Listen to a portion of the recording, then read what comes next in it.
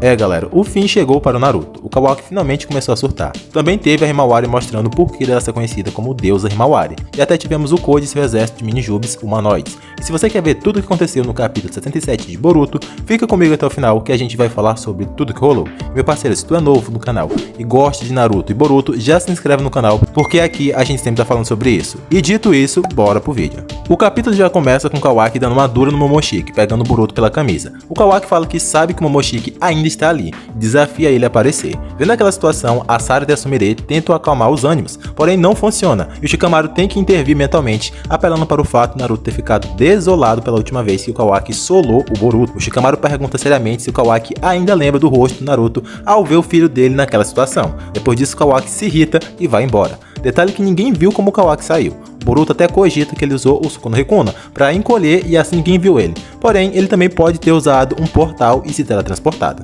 Depois disso, a Ada também decide sair e o Boruto tenta impedir dando várias ordens. Porém, de forma sutil, mas intimidadora, a Ada fala que ela não tem intenção de bater de frente. Porém, se o Boruto continuar dando ordens a ela, não ia dar bom para ele. Mediante a isso, o Shikamaru fala pro Boruto só ficar de olho na Ada e não perder ela de vista, porém sem dar ordens. Já o Koji apareceu brevemente no capítulo, falando o óbvio. Ele agora não pode mais invadir a aldeia de Konoha, porque agora a Ada pode ver o que ele faz. E mesmo com o exército, invadir sem ter o fator surpresa seria muito desvantajoso, principalmente agora que o time de Konoha tem a Ada e o Daemon a favor. E também foi revelado que o exército de Minijube do Koji já ultrapassa o número de 1000. Então galera, parece que estamos nos encaminhando para uma mini guerra. No entanto, foi como o Koji imaginou. A Ada já caguetou tudo pro Shikamaru sobre o exército do Koji e a aldeia de Konoha já ficou em alerta. Nessa hora, a Ada estava em busca de algo para comprar e o Daemon como guarda-costas, fazendo o Boruto de cavalinho. E aqui o Daemon mais uma vez tira com a cara do Boruto, chamando ele de sem graça e de fraco. O Daemon continua falando que em Konoha só tem pessoas fracas, e é nessa hora que algo chama a atenção do Daemon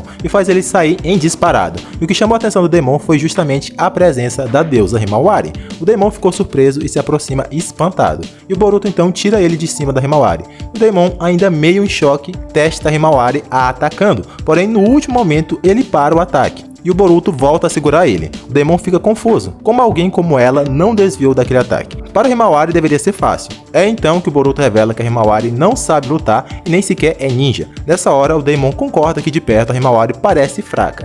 E galera, o capítulo não foi conclusivo, mas obviamente deixa em aberto que a Himawari tem um imenso potencial escondido, e faz jus ao apelido que ela tem na comunidade de deusa Himawari. E a princípio eu creio que a Himawari tenha herdado algum poder Otsutsuki. O Naruto foi a reencarnação de Ashura, um outro Otsutsuki muito poderoso no passado. E tanto o Naruto como a Hinata tiveram contato direto com o chakra de Hamura. Além disso, a Himawari já mostrou ter despertado o Byakugan, e já foi até capaz de solar o Naruto e a Kyuubi, coisa que o Neji não conseguiu, e nem mesmo o Super Momoshiki. Mas enfim, o maior plot do capítulo foi o Kawaki revelando que a vida dele é do Naruto, e que ele não sabe viver sem ele. E principalmente que jamais permitirá que algo aconteça ao Naruto. E exatamente por isso, ele, Kawaki, se sentiu mal ao saber que falhou em eliminar o Boruto. Nessa hora, a Hinata desce um tapão na cara do Kawaki, mas ele continua calmo enquanto explica que vai erradicar todos os outros Tsukis, inclusive o Boruto. O Naruto tenta fazer o Kawaki entender que isso é contra a vontade dele, e principalmente que se ele quiser ir atrás do Boruto, também vai ter que ir atrás dele, Naruto. Nessa hora o Kawaki prende o Naruto e a Hinata em outra dimensão, e isso até bate com a frase do Kawaki lá do começo do anime, onde ele fala que vai enviar o Boruto pro mesmo lugar que ele já enviou o Naruto. E a princípio pode parecer sem sentido, porque o Boruto poderia voltar de qualquer dimensão, mas tem um detalhe que muitos esquecem: existem infinitas dimensões na qual o Kawaki pode ter acesso com karma. E em alguma dessas, ele pode ter encontrado uma dimensão onde ninjutsu não funciona, ou shinjutsu no caso, o que impediria tanto Naruto quanto Boruto de voltar de lá. A própria dimensão do Suku no Rikuna é dito que o tempo não passa, e tudo que é enviado para lá fica estagnado e intacto. Provavelmente o Naruto chegando nessa dimensão fica em animação suspensa, e o mesmo aconteceria com o Boruto, onde só quem consegue transitar sem ser afetado seria o dono daquela dimensão, que seria o dono do Suku no Rikuna, no caso o próprio Kawaki. Se isso se confirmasse, isso de fato explicaria a fala do Kawaki lá do time skip. E bem, isso foi tudo de importante que rolou no capítulo 77 do mangá de Boruto. Essa parte da dimensão com animação suspensa é uma teoria minha, mas o resto realmente aconteceu, só deixando claro. E se você chegou até aqui, já se inscreve para dar aquela moral, porque está chegando a adaptação do mangá para anime e a gente vai cobrir tudo e trazer aqui no canal. Então se você não quiser perder, já se inscreve. E esse foi o vídeo de hoje, eu vou ficando por aqui e até o próximo vídeo. Fui!